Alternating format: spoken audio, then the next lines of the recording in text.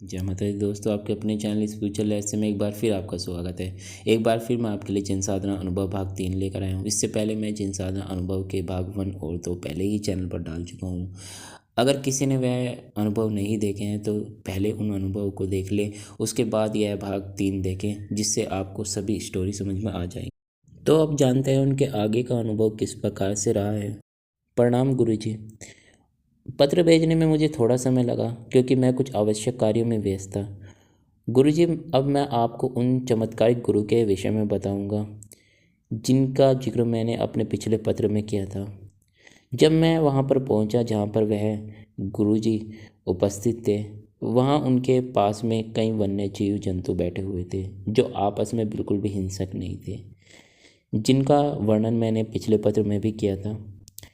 मैंने उन गुरुजी को प्रणाम किया। उनके चेहरे पर थोड़ी थोड़ी सी मुस्कान थी और वह अलग अलग प्रकार से ज्ञान उन वन्य जीव को दे रहे थे और उन्होंने मुझे उनके पास ही बैठने का इशारा किया। मुझे यह थोड़ा अजीब सा लगा और मुझे बिल्कुल भी यह समझ में नहीं आ रहा था यह चल क्या रहा है, और मैं एक तरीके से स्तब्ध सा हुआ वह सब कुछ देख रहा था।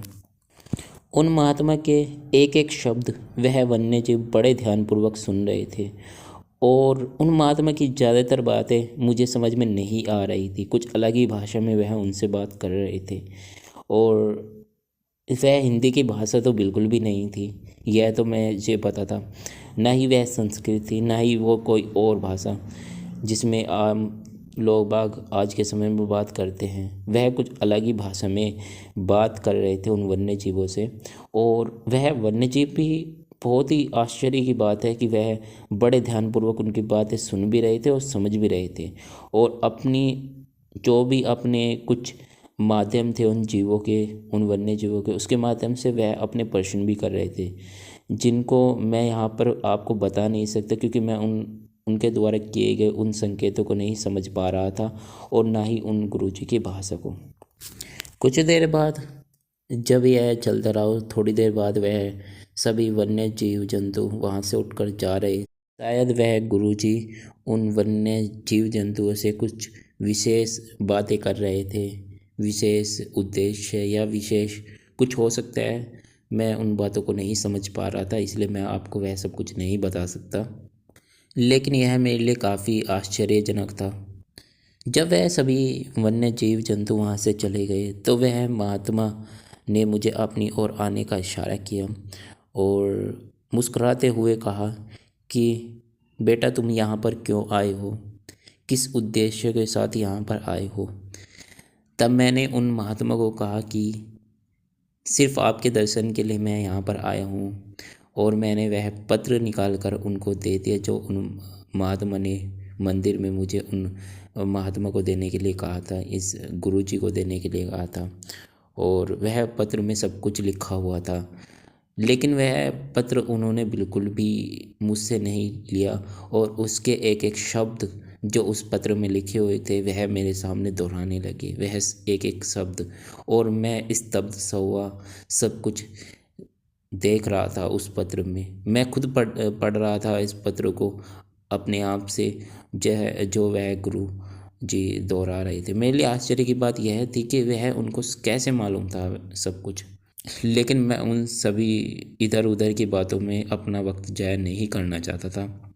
थोड़ी देर बाद जब वह पत्र की सभी बातें समाप्त हो गई तो उन साधु ने कहा कि यदि तुम इस चिन्ह को सिद्ध करना सोच रहे तो तुम्हारे लिए यह सबसे बड़ी मुक्त भरी बात है, क्योंकि तुम इस चिन्ह को सिद्ध भी नहीं कर सकते, क्योंकि यह बहुत बड़ा तामसिक चिन्ह है और तुम सात्विक हो और तुम्हारी उम्र भी इतनी नहीं है कि तुम इस जिन को सिद्ध कर पाओगे। अगर तुमने मान लो इस जिन को सिद्ध भी कर लिया तो तुम इसको ज़्यादा दिन अपने पास रोक कर नहीं रख सकते।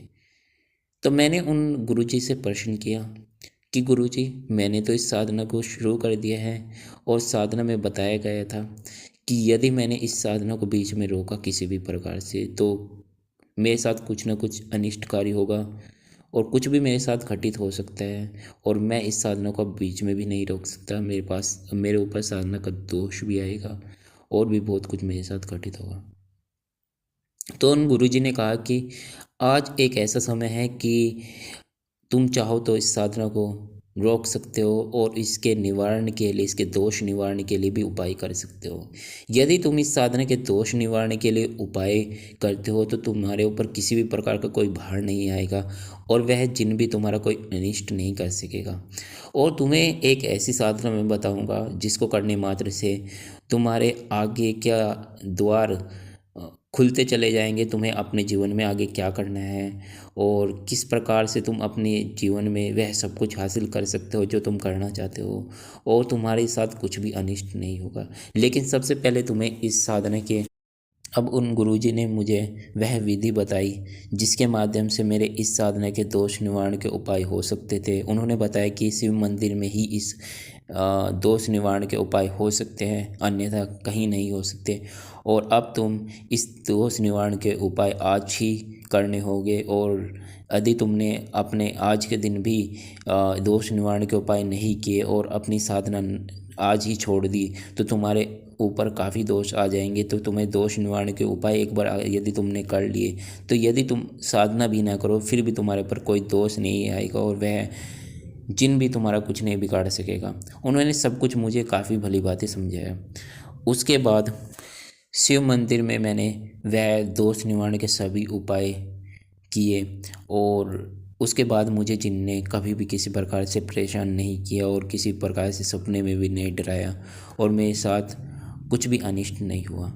बल्कि इस साधना के कुछ दिनों बाद ही मुझे और लाभ होने शुरू हो गए। लेकिन अब मुझे 1 साल हो गया और मैं अब सूर्य देव की साधना कर रहा हूँ और इस सूर्य देव की साधना से मेरे ज्ञान कोशिकाएं काफ़ी ज़्यादा खुल गई है और प्रत्येक चीज़ को सोचने की और समझने की क्षमता मेरे अंदर काफ़ी गुना बढ़ गई है। क्योंकि मैं कभी भी किसी कार्य को करने में काफ़ी जल्दीबाजी करता था और अच्छे से किसी भी कार्य को नहीं कर पाता था और अपने आप ही मेरे जीवन में धन संबंधी मार्ग बनने शुरू हो गए हैं और मेरा कोई भी विरोध नहीं करता है और आसपास के लोग जो मेरे से मुझे पसंद नहीं करते थे वह भी मुझे पसंद करने लग गए हैं और भी काफ़ी लाभ मुझे इस साधना के प्राप्त हुए हैं। इसके बाद मुझे पता है आगे कौन सी साधना करनी है, लेकिन अभी मुझे कुछ और महीने यह साधना करनी है क्योंकि यदि मैंने यह साधना संपन्न कर ली तो भगवान सूर्य के दर्शन मुझे अवश्य होंगे स्वप्न के माध्यम से और उनके माध्यम से मुझे कुछ आवश्यक वरदान भी प्राप्त होंगे जो मेरे मनोवांछित वरदान है जो मैं चाहता हूँ उनसे प्राप्त करना। और काफ़ी ज़्यादा मुझे अपने जीवन में अच्छा महसूस हो रहा है अब जब मैं सूर्य साधना यह कर रहा हूँ। तो मैं आपसे यही सब कहना चाहूँगा कि तामसिक साधना ना करें, जिन भूत प्रेत पिशाच आदि की साधना ना करें क्योंकि यह साधनाएं हमें थोड़े समय तक तो लाभ दे सकती हैं, लेकिन जब यह अपने दोष दिखाना शुरू करती है और यह दुष्ट शक्तियाँ जब हमारे साथ कुछ गलत करना शुरू करती है तो हमें बचाने वाला कोई नहीं होता। यह मेरा सौभाग्य था कि उस महात्मा ने मुझे मार्गदर्शन दिखाया जिसके माध्यम से मुझे एक दिव्य गुरु के दर्शन भी प्राप्त हुए और उन्होंने मुझे मार्गदर्शन भी दिया और मुझे इस साधना के दुष्ट प्रभाव से भी बचाया। मैं आपसे यही कहना चाहूँगा कि अच्छी साधनाएँ करें, सात्विक साधनाएँ करें, अपने गुरु मंत्र का जाप करें, अपने इष्ट के मंत्रों का जाप करें और अच्छे कर्म अपने जीवन में करें जिससे आपके जीवन में सब कुछ अच्छा हो। इन्हीं बातों के साथ मैं अपने पत्र को समाप्त करता हूँ और गुरुजी को धन्यवाद कहूँगा जिन्होंने अपने चैनल पर मेरे अनुभव को प्रकाशित किया और काफ़ी अच्छे से इन्होंने वीडियो बनाई। आपका बहुत बहुत धन्यवाद और आप सभी का भी बहुत बहुत धन्यवाद जिन्होंने इस अनुभव को ध्यानपूर्वक सुना और समझा और केवल अनुभव केवल देखी ही ना, उससे अच्छी बातों को सीखे भी और अपने जीवन में वह गलती ना करे जो दूसरों ने पहले कर चुके हैं। धन्यवाद गुरुजी। जय माता दी।